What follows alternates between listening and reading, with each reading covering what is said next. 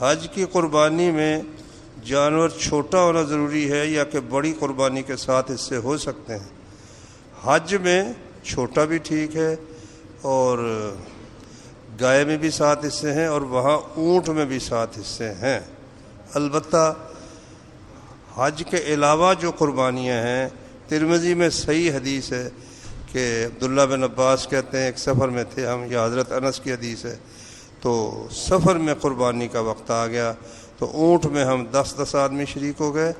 اور گائے میں 7 آدمی۔ جانور ہونے کے باوجود بندہ چوگا جانور خرید سکتا ہے؟ ہاں خرید سکتا ہے بھائی، کیونکہ مسنہ کا معنی ہے السنی دوندہ یا اس سے جو اوپر ہو۔ مسنہ کا معنی جو دوندہ ہو یا دوندے سے اوپر ہو، تو چوگا اوپر ہے، چھگا بھی حدیث ہے کہ نبی کریم صلی اللہ علیہ وسلم نے فرمایا لا تذبحوا الا مسنۃ، کوئی بھی جانور ہو، خواہ بھیڑ ہو، چھترا ہو یا بکرا ہو یا گائے ہو یا اونٹ ہو، مسنہ کے سوا ذبح نہیں کرنا۔ الا ان یعثر علیکم، ہاں اگر مشکل پیش آ جائے تو بھیڑ میں سے جزا جو جوان ہے وہ تم کر سکتے ہو۔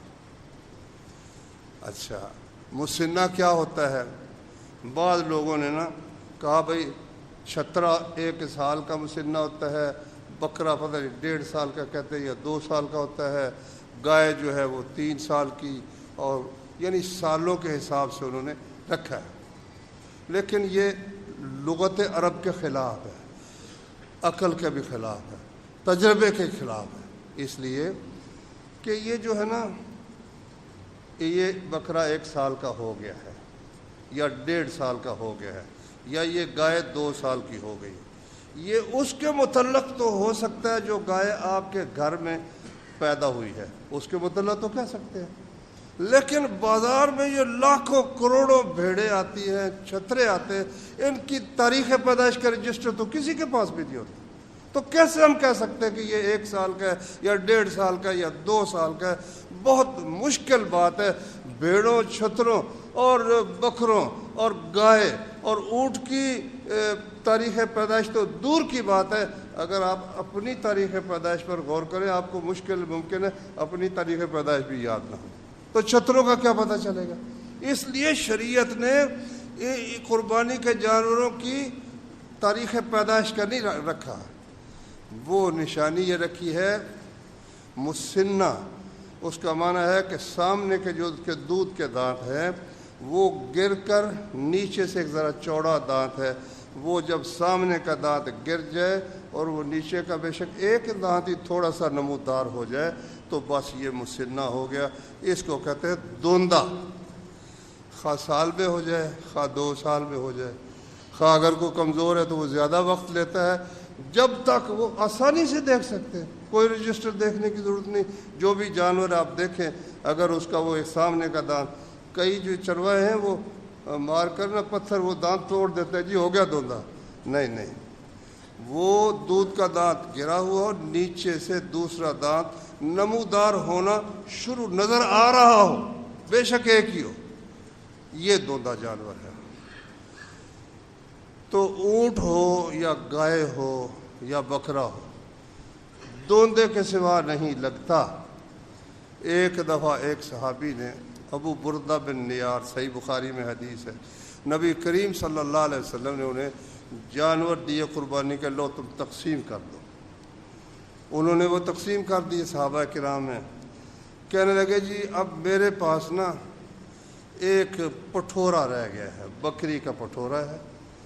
اور وہ دوندہ نہیں ہوا، فرمایا تم اس کو ذبح کر لو، تمہارے بعد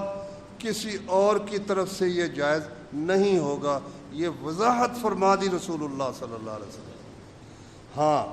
اگر مشکل پیش آ جائے، مثلا ایک چھترا ہے وہ ہم نے گھر میں پالا، اب خیال تھا ہو جائے گا دوندہ، نہیں دوندہ ہوا، اب اس کو فروخت کریں گے پھر نیا خریدیں گے، مشکل تو ہے نا اس میں، یا بازار میں وہ دوندہ ملتا ہی نہیں ہے، چھترے یا بکرے یا پیسے ہی میرے پاس اتنے نہیں ہیں اور میں اس کے سوا خرید ہی نہیں سکتا، تو پھر چھترے میں سے جو کھیرا ہے، پکا کھیرا جس کو کہتے ہیں، قوی جوان ہے، وہ کر سکتے ہیں۔ وہ کتنی عمر اس کی، پھر وہی عمر کا مسئلہ، کئی کہتے ہیں جی 1 سال کا ہو کم از کم۔ بھائی کیسے پتہ چلے گا یہ 1 سال کا ہے؟ یہ تو پتہ چل ہی نہیں سکتا۔ تو مضبوط ہے، قوی ہے، اچھا خاصا موٹا تازہ ہے، جوان ہے، نبی کریم صلی اللہ علیہ وسلم۔ 4 یتقی فی الضحایا، 4 قسم کا جانور قربانی میں نہ کرو، ان سے اجتناب کرو۔ العوراء البین عورها، جس کی آنکھ خراب ہو واضح طور پر، وہ نہ کرو۔ والعرجاء البین عرجها، لنگڑا جانور کہ جب چلے تو پتہ چلے کہ یہ لنگڑا ہے، مت کرو۔ والمریضۃ البین مرضها، بیمار جانور ہے، نظر آ رہا ہے بیمار ہے، مثلا کھرک پڑی ہوئی ہے، ساری جلد اس کی خراب ہے، مت کرو۔ یا اس کو بخار ہے، سارا وہ جناب ہانپ رہا ہے بخار کی وجہ سے، مت کرو۔ اسی طرح سے کوئی اور واضح بیماری جو نظر آ رہی ہے وہ مت کرو۔ 3 ہو گئے، جس کی آنکھ خراب ہو،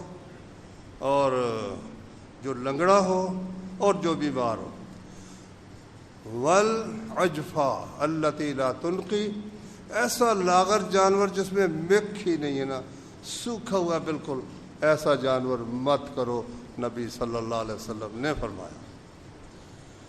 اچھا، ایک اور چیز جس کی طرف توجہ دلائی وہ ہے، امرنا رسول اللہ